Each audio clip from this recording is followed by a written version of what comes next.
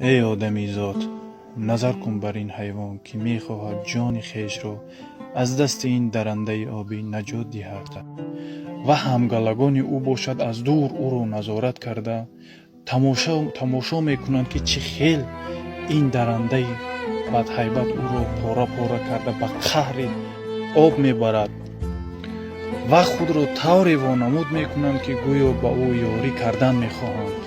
و متاسفانه هستند دوستانی که به مثل همگلگان این حیوان معامله می کنند با تو.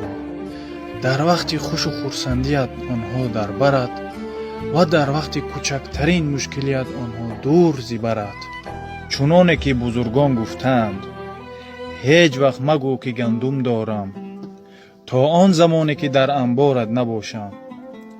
هیچ وقت مگو که دوستانی با وفا دارم تا آن زمانی که در مشکلیت نباشند. و ببین این حیوان‌هایی که با او هیچ علاقمندی ندارند و شاید در حیات باری هم وا نخورده باشند، او را از چنگال این درنده و از دم مرگ عادلانه نجات می‌دهند. و آن انسان‌هایی که تو حتی آنها را دوست نمی‌شمردی، از دوستی با آنها صرف نظر می‌کردی، آنها تیارند که جان تو را با چه ارزشی هم باشد نجات دهند.